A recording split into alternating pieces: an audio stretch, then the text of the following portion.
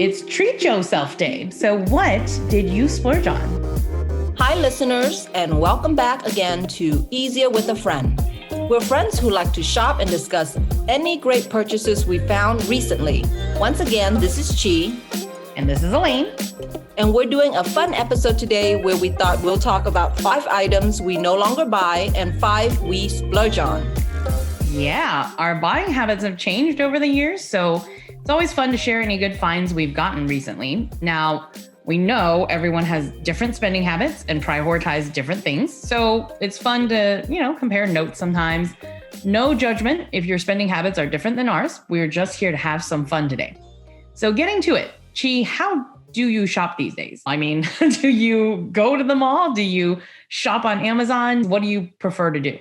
You want to know the places that are taking my money, right? Yes. Who's taking your money? That's what I guess it's even started before COVID, but I have gotten so lazy about physically going to a place. And so any place that can ship me the item for free generally gets my money. So I do a lot of online shopping. Of course, Amazon is on my list, but the one box store that gets a lot of my money is Costco. I go to Costco quite often, and it's not just for groceries. When you walk in there, your mindset is, this is a good deal. Even though I don't need 10 of this is a good deal. And so I always end up giving them more money than I intend when I first walk in. On the other hand, I am attempting a more minimalist lifestyle. I've been trying to rein it in a little bit and really ask myself if I should add this item to my house, because items in your house gets to the point where it's just another thing you have to manage, right? But it's probably because I have 2 kids who are young and making a mess, and therefore I have this fear of adding even more items, like adding my mess to it. So what about you? Where are you shopping these days?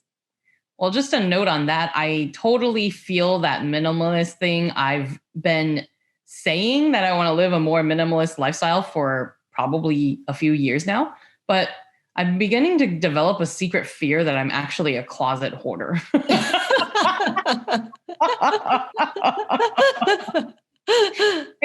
I feel that my logical brain wants to be a minimalist, but my reptilian brain, the part of me that is always thinking, what if I throw this away and then I need it? And really, when I lived by myself, I thought I was doing pretty good. But now that I have a husband, he points out to me pretty frequently that I'm actually a hoarder. So what item are you hoarding? Like, fess up, what items? Well, it's changed since our college days, but I have a lot of makeup. I still own all my books. I have a ton of books. I have a lot of craft supplies, although they're more specialized now. Instead of when we were younger, we'd go to Hobby Lobby sometimes to kill time. And I would just be like, cross-stitching sets. These are cheap. These are on sale today. Let me buy 10 of these. And embroidery. And I never once did them. But nowadays, my craft supplies are more targeted towards things I actually do. So that's good. That's definitely a plus. But no. So I used to tend to do a lot of shopping on Amazon. I have done my best to cut back on Amazon shopping just to support more mom and pop shops if possible. Yeah. But I really don't have a shop that I routinely shop at anymore these days, unless it's like HEB. Isn't this like the perfect adult conversation where you start talking about home insurance and grocery stores? This is indeed, yeah, it's very sad. But yeah, so what items, we're going to start with the not fun stuff. What items don't you buy anymore that maybe you used to spend a lot of money on? All right, so the first items I grouped together are purses and high heels. And I group them together because I guess I consider them like accessories beyond your normal wardrobe, right? I blame this on becoming a mom because I could tell you exactly when this started. Once I became a mom, I started carrying around a diaper bag and I didn't feel the need to have an extra purse. And then when I was pregnant, I stopped wearing high heels. And as a mom, especially a mom to young kids, wearing high heels is just not practical. But now I have to say, me not wearing high heels has become more of a feminist stance on things because I have two daughters and I don't want them to feel like they have to wear high heels to be feminine. I just feel like those are torture devices and they hurt and they're impractical and you can't run in them, you can't play in them. So yeah, that's my first category on the list. So I have to give a shout out to the ladies out there who strut their stuff in their heels. Chi is not saying that you shouldn't if you love them, right? I love them. It's simply sad that I cannot strut my stuff anymore. It's called old age. I think for me, honestly, it's because I feel like there are certain jobs where the wardrobe for women include high heels, but that's not the same expectation you have for men. And that's what I mean when I say it's a feminism thing, right? Mm-hmm. But if you're doing it because you're going out for the night with your girlfriends and you're doing it because you're choosing it for your own pleasure, I have no problem with that. But I'm against when it's a requirement for a woman's job to wear high heels of some sort versus I agree. Not for men. I agree. I will say that for you, purses took me by surprise because I know how much you love your purses. But what you said about the diaper bag makes sense. But the item on my list that actually overlaps with the item on your list is the expensive heels. And I love them. God knows I still have the ones that I own. And when I say expensive heels, I mean the really nice ones. And my husband ribs me all the time about why do we own these if you're never going to wear them? But I had an ankle injury actually some years ago. And then I had some foot issues resulting from that. And so these days I realize when I wear heels, I can't walk in them, A, as long as I would like to, or B, as gracefully as I used to. This is what I mean about a shout out to our listeners who strut their stuff in heels, because I know it takes practice and commitment and hard work. All right, I'll move on to my second category here. My second category is trendy clothes. Again, I blame it on motherhood, but I mostly buy items that are functional now, and I buy them as needed. I used to be one of those person that whenever there's a sale, I would go and buy a bunch of stuff because it's cheap, it's trendy, I can update my wardrobe, and I would buy them even though I didn't necessarily need more pants or shirts. Mm-hmm. But now I really only go and replace the items that I'm throwing out of my closet. And I'm throwing them out because they're no longer functioning for me. Okay. And so my next one is number 3 category on my list is fancy dinners. I love food and I don't particularly enjoy cooking. But when you have a family of 4 and when you have young kids, you don't feel like paying fancy food prices for kids' meal, which is generally like spaghetti or chicken tenders. My husband and I don't really have as much time to go on date nights and things, but we realize that whenever we do have a chance to go out to eat, we want to splurge on like a crawfish boil, like going to a crawfish place. I haven't been into a fancy restaurant in a long, long time. Mm-hmm. And the number 4 on my list is house decorations. Let me explain this one a little bit. So my house, I do have some items that would be considered house decoration, but a lot of these items, I have collected them and kind of, what is the word, where you've kind of narrowed it down to just the essential items that you really, really love. Edited.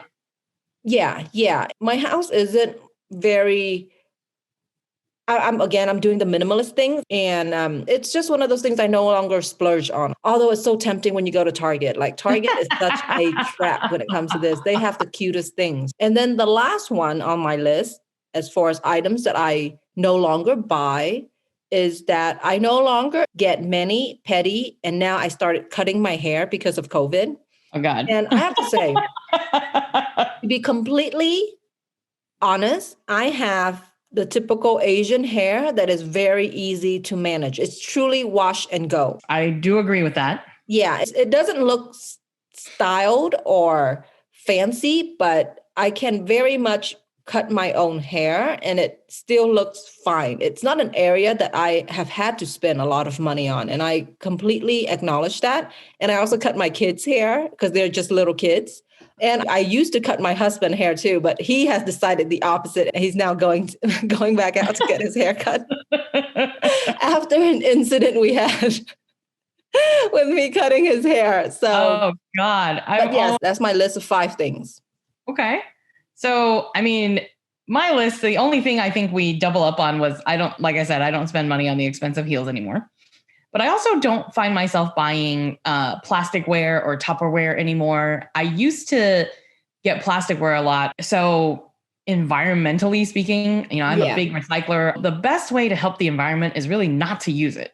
Yeah. Right? So yes, this might result in me doing a few more dishes post parties, but I really prefer to have the actual plates. I have metal sporks that I use for parties, which are really good kind of universal utensils. Mm-hmm. And then we just wash them afterwards. And if we're going to do paper plates, I prefer to do kind of the biodegradable. In terms of plastic Tupperware, I just don't buy them anymore. I save all the Tupperware from to go. Mm-hmm. And I save those for parties. So if we have a bunch of leftovers, which we always tend to do, mm-hmm. because I think as an Asian, I think my deep, deep shame that I did not provide enough food for my guests. And that's the reason why we all love to go to Elaine's house for parties. Yeah, so I over prepare, but then that's a good time to use the plastic Tupperware because I don't use the plastic Tupperware normally. I save it just for parties, and it was a to-go container anyway. So then I don't feel bad about them keeping it. I'm like, keep it. Please don't send it back. Yeah, that's actually a really good solution. And the other thing that I don't spend on anymore are my collectibles. Now, Chi is my witness. When I was a younger person in this world, I collected everything. All kinds of stuff. I don't know what it was. And I actually mean collectibles, like collectible toys or collectible books. Well, I still have books. We'll get there. Or like my heel collection. I just liked nice categories of things that went together for some odd reason. It was my thing. So I no longer buy collectibles because, again, your house can only be so big and I don't want to constantly be buying bigger houses. So I'm getting better. It's improving. The situation is improving. And I think the last one, which will really shock Chi, is that I don't buy books anymore. What? Yes. Oh my gosh. Okay. So quick story. When I was in college and rooming with this woman, whenever we had to move, we had to come up with like, I don't know, a huge drawn out plan. I don't know what else to call it on how to move her books. She has an obsession with books. She collects them. And not only is it like, oh, I read a lot of books and then I trade them in at half price books for new one. No, she will read them and cherish them as if they are like, this was the only copy of the Constitution, right? And that's how she would treat each one of her books. I know not to borrow or touch her books when we were in college because, and when the movers did come to help us move her books, because we otherwise didn't need movers, except we had to take into account Elaine has a lot of books. And so when the movers came, she would watch them like a hawk. But yeah, I am very shocked about this. All right.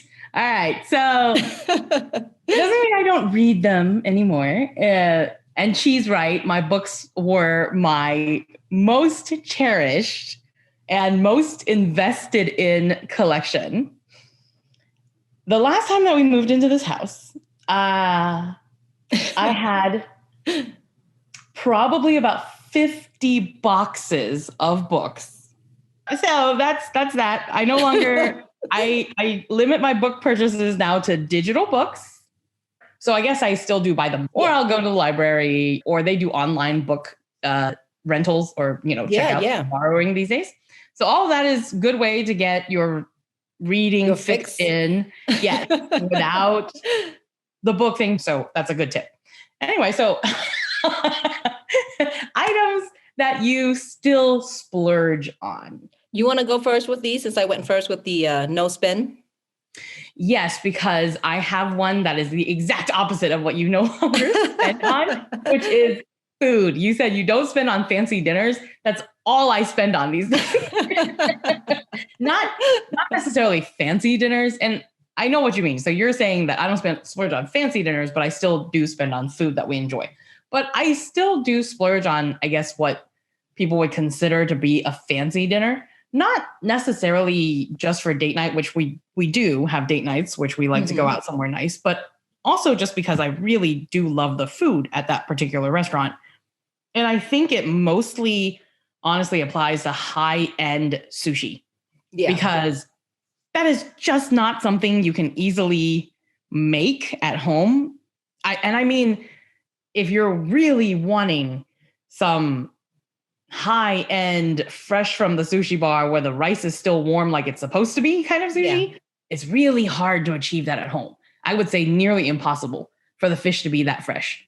And then a average sushi restaurant, which isn't quite as much of a splurge, doesn't really achieve that level. So mostly I would say that's what I splurge on. And then of course, Nick really loves high-end steak restaurants, even though he does feel like you can make a really good steak at home.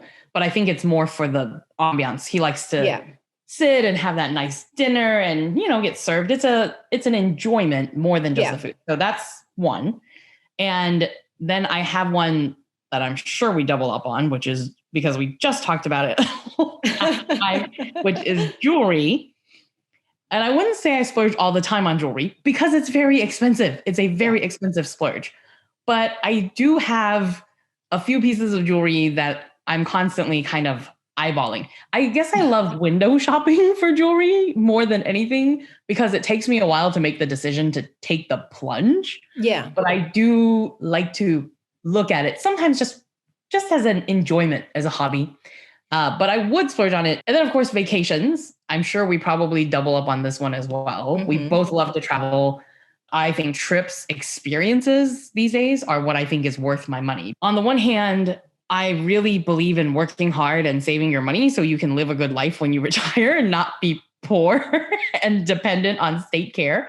But then I also believe that if you're working really hard and saving money, that you should treat yourself sometimes. And I think experiences, memories that you can make while you're still young and able to do it is priceless, and you can't get that back.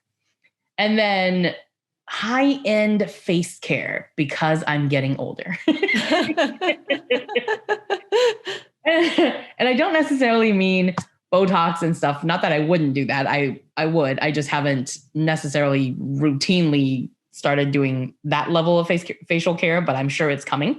But I mean, like, really nice facial products.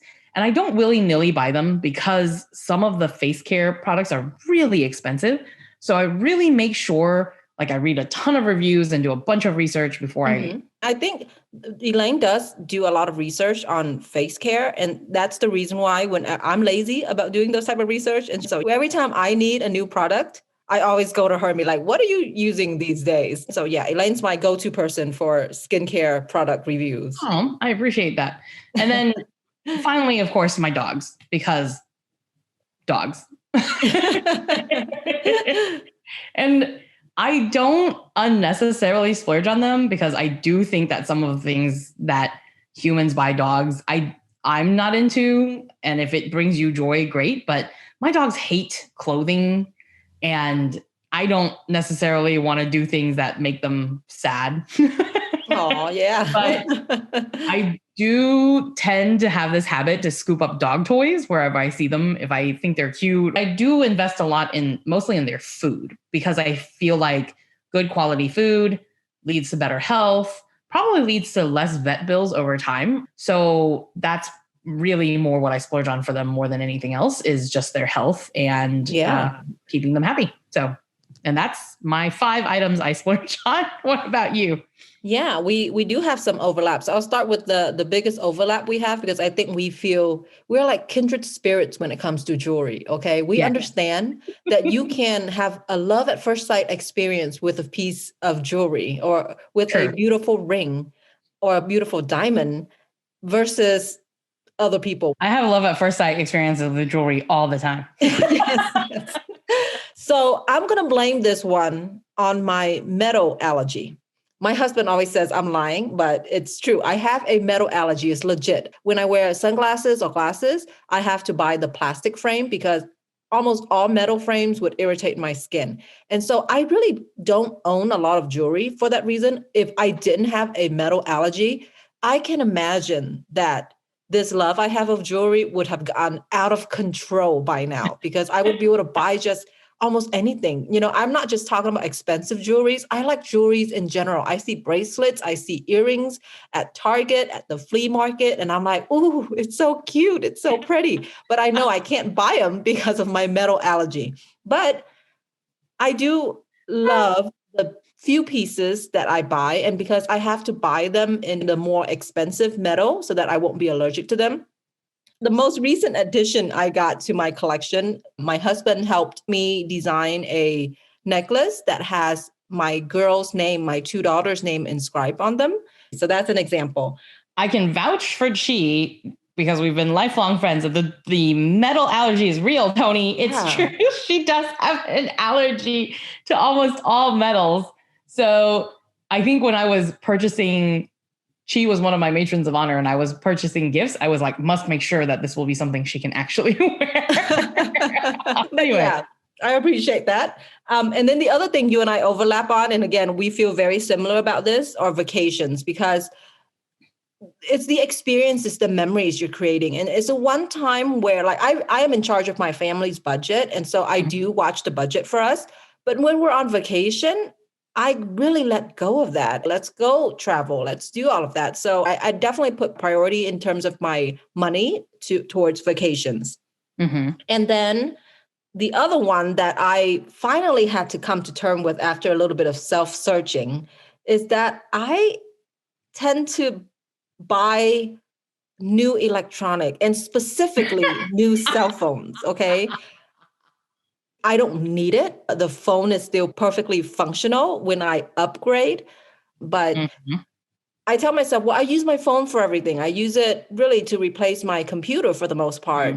And I don't do it every year. Like I'm not doing it every single time Apple puts out a new iPhone or anything, but I have to admit, I don't need the latest model to get those tasks done, to check my emails and things like that. But I like it. And I tell myself, it's for the camera. I take pictures of my kids. I'm the photographer of the family. But really, I like the new phones. I like to have the latest technology.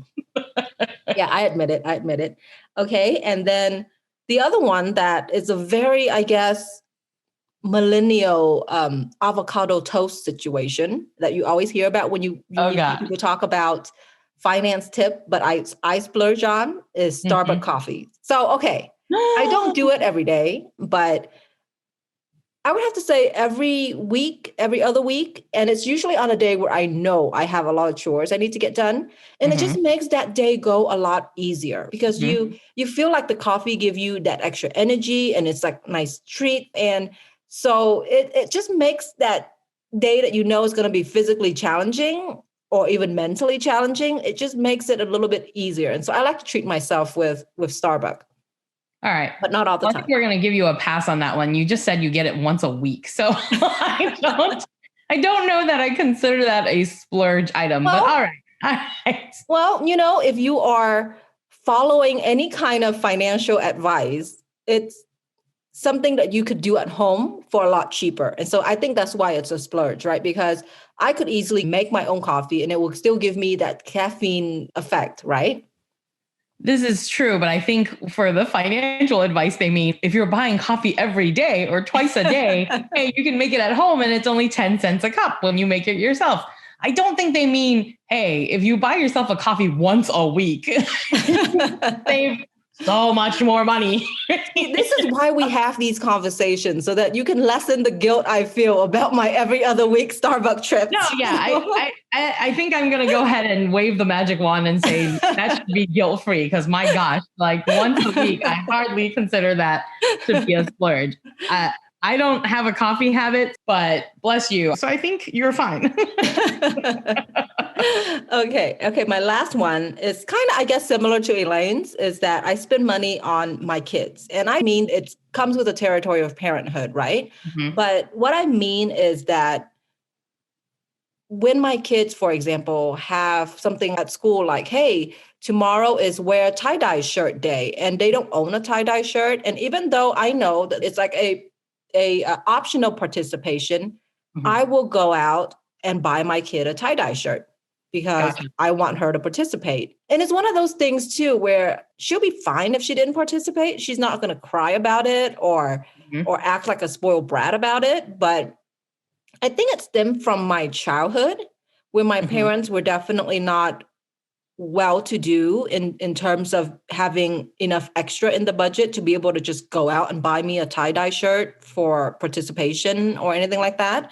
And so it's definitely not relating to my kids being spoiled or demanding or asking for this. It's more of something I should probably talk to a therapist about and get resolved. Some childhood things that I got to get resolved. But I will spend money on my kids on those kind of things. Anything relating to their schoolwork.